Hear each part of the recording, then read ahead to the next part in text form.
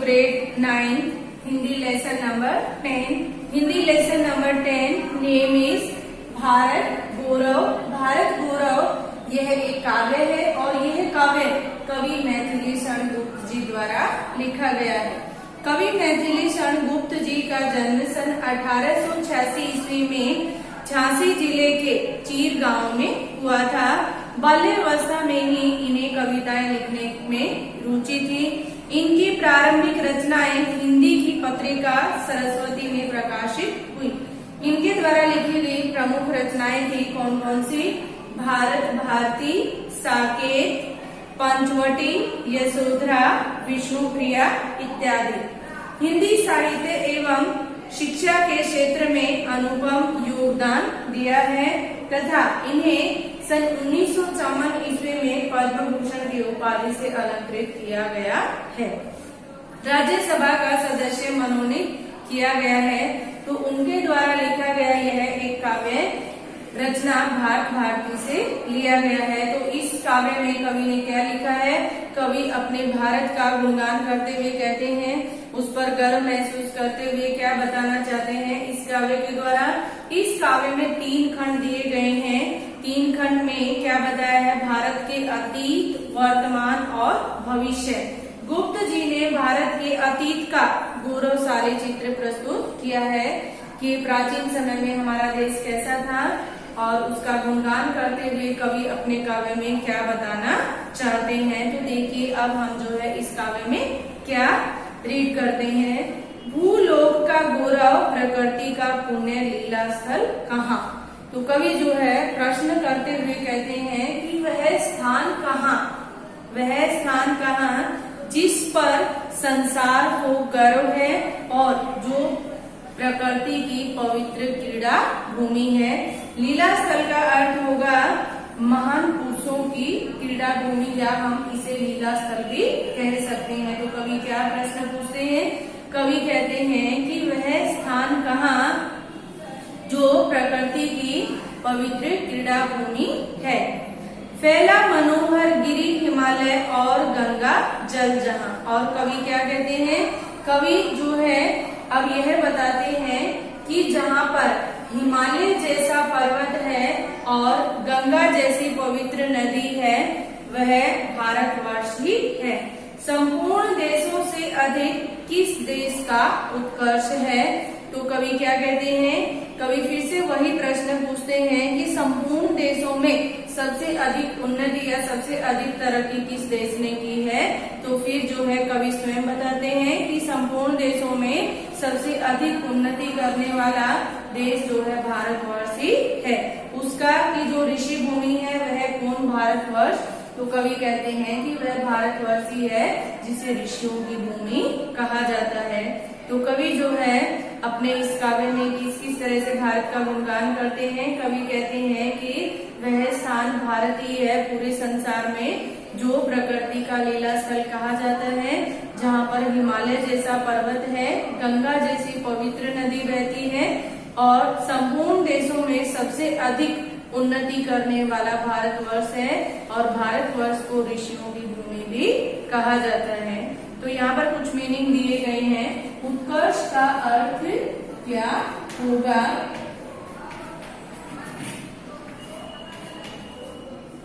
उत्कर्ष, उत्कर्ष means उन्नति या तरक्की। नेक्स्ट है भूलोक। भूलोक मीन्स संसार। एक और मीनिंग यहाँ दिया गया है लीला स्थल। लीला स्थल, लीला स्थल का अर्थ होगा यहाँ पर महान पुरुषों की, महान पुरुषों की क्रीड़ा भूमि। तो तो कवि क्या कहते हैं, कवि ने भारत के अतीत का गुणगान करते हुए कहा है कि भारत वह स्थान है जहाँ पर प्रकृति की लीला भूमि है या प्रकृति की क्रीड़ा भूमि है, तथा जहाँ पर हिमालय जैसा पर्वत है, गंगा जैसी पवित्र नदी बहती है। संपूर्ण देशों से अधिक उन्नति जिस देश ने की है यह भारतवर्ष ही है और इसे ऋषियों की भूमि कहा जाता है। हाँ, वृद्ध भारतवर्ष ही संसार का सिरमौर है। अब कवि क्या कहते हैं, वृद्ध।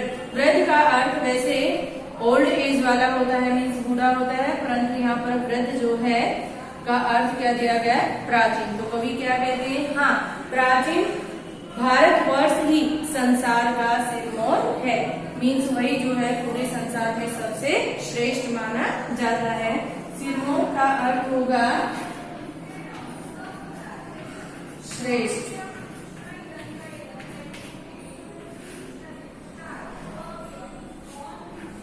सिरमौर का अर्थ होगा श्रेष्ठ। तो कवि क्या कहते हैं, कवि कहते हैं प्राचीन भारतवर्ष ही संसार में सबसे श्रेष्ठ माना गया है। ऐसा पुरातन देश कोई विश्व में क्या और है। और कवि जो है फिर से वही प्रश्न पूछते हैं, पुरातन का अर्थ होता है पुराना। तो कवि कहते हैं कि ऐसा पुराना देश कोई विश्व में है, अर्थात ऐसा पुराना देश कोई भी विश्व में नहीं है। भगवान की विभूतियों का यह प्रथम भंडार है। तो कवि क्या कहते हैं कि भारतवर्ष ही भगवान की विभूतियों में, विभूतियां मीन्स जो हीरे, सोना, चांदी, मोती इत्यादि जो भी कीमती चीजें थी वे सबसे पहले भारत में ही आई थी। तो कवि कहते हैं कि भगवान की विभूतियों का प्रथम भंडार भारत में ही था। विधि ने किया नर सृष्टि का सबसे पहले यही विस्तार। तो कवि क्या कहते हैं, विधि मीन्स ब्रह्मा, ब्रह्मा ने मानव सृष्टि का विस्तार सबसे पहले भारत से ही शुरू किया था। यह पुण्य भूमि प्रसिद्ध है। तो कवि क्या कहते हैं, कवि कहते हैं यह पुण्य भूमि प्रसिद्ध है। पुण्य का अर्थ होता है पवित्र।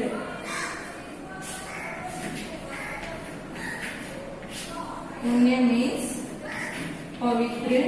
तो कवि कहते हैं कि यह पवित्र भूमि प्रसिद्ध है, इसके निवासी आर्य हैं और भारत में रहने वाले हर व्यक्ति को क्या कहा जाता है, आर्यों की संतान। तो भारतीयों को क्या माना जाता है, आर्य, और हम क्या हैं, उनकी संतान।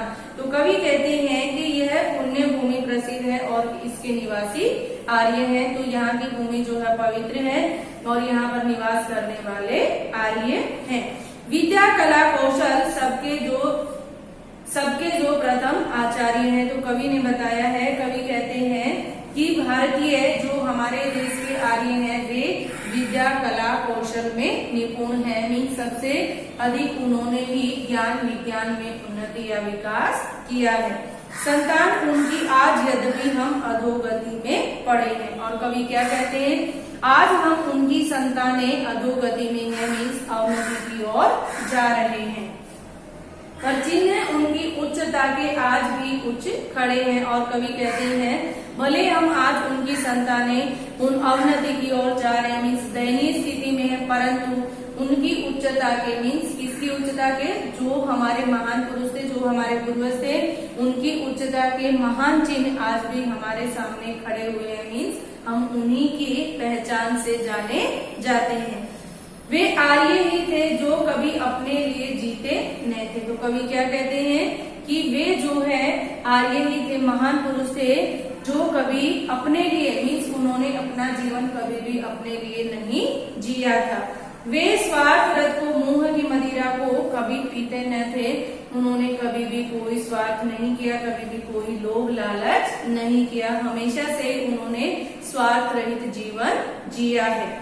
संसार के उपकार हित जब जन्म लेते थे सभी। तो कवि क्या कहते हैं, कवि कहते हैं कि उन्होंने हमेशा से ही जो है परोपकारी जीवन जिया है, हमेशा से ही वे दूसरों के हित की बात करते थे, दूसरों की भलाई करते थे, उन्होंने अपना जन्म दूसरों की भलाई करने के लिए ही लिया था। निश्चेष्ट होकर किस तरह वे बैठ सकते थे कवि। तो कवि कहते हैं कि वे जो है कभी भी निश्चेष्ट होकर नहीं बैठते थे। निश्चेष्ट का अर्थ होता है निष्क्रिय या चेष्टा रहित।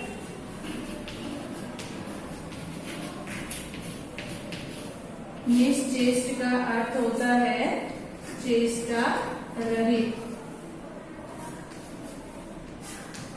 चेष्टा रहित मीन्स बिना चेष्टा के वो कभी भी नहीं बैठते थे। हमेशा जो है उनके अंदर कुछ न कुछ करने की चेष्टा होती थी। तो इस तरह से कवि ने भारत का गौरव गान करते हुए क्या बताया है, वे भारत के अतीत का गौरवशाली गुणगान करते हुए कहते हैं कि भारत एक ऐसा देश है जो सबसे विशाल है, सबसे प्राचीन है और यह जो है संसार में प्रकृति की क्रीड़ा भूमि या महान पुरुषों की क्रीड़ा भूमि कहा जाता है। यहाँ पर हिमालय जैसा पर्वत है और गंगा जैसी पवित्र नदी बहती है।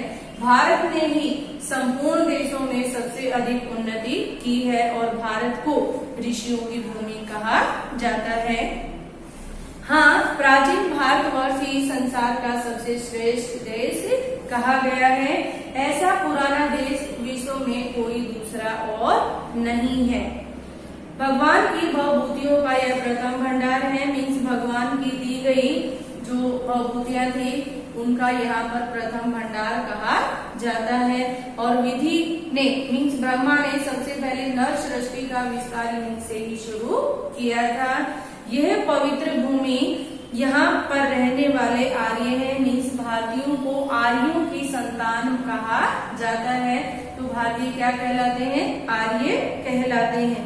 भारतीय जो है विद्या कला कौशल में निपुण थे। ज्ञान और विज्ञान की तरक्की या उन्नति सबसे पहले भारत ने की है। संतान आज उनकी हम अधोगति में पड़े हैं। तो कवि क्या कहते हैं, आज हम उनकी संतानें मीन्स आर्यों की संतानें आज हम बहुत ही दयनीय स्थिति में हैं या अवनति की ओर जा रहे हैं, परंतु आज भी उनकी उच्चता के चिन्ह हमारे सामने खड़े हुए हैं। मीन्स हम जो है उन्हीं के नाम से जाने जाते हैं। वे आर्य ही थे जो कभी अपने लिए जीते नहीं थे। तो कवि क्या कहते हैं, कवि कहते हैं कि वे जो है आर्य ही थे जो अपना जीवन जिन्होंने कभी भी अपने लिए नहीं जिया। वे हमेशा से ही स्वार्थ रहित जीवन जीते थे। कभी भी उनके अंदर लोभ मोह नहीं था। वे परोपकारी जीवन जीते थे। उन्होंने अपना जन्म अपने लिए नहीं लिया था। उन्होंने अपना जीवन परोपकार के लिए और दूसरों की भलाई में ही व्यतीत कर दिया था। निश्चेष्ट होकर किस तरह भी बैठ सकते थे कवि, और कभी भी वे निश्चेष्ट नहीं रहते थे। हमेशा उनके अंदर कुछ न कुछ करने की चेष्टा होती थी। तो इस तरह से कवि ने अपने देश का या भारत के अतीत का गौरवशाली चित्रण प्रस्तुत किया है। इसके साथ साथ आर्यों के महान जीवन आदर्शों का भी चित्रण किया है कि किस तरह से भारतीय आर्य कहलाते थे। उन्होंने जो है कभी भी अपना जीवन अपने लिए नहीं जिया था और भारतीयों को हमेशा आर्य और आर्यों की संतान कहा जाता है। तो इस तरह से आप ये वीडियो देख लीजिए, सुन लीजिए और स्वयं भी एक बार इस लेसन को रीड कर लीजिए। Thank you.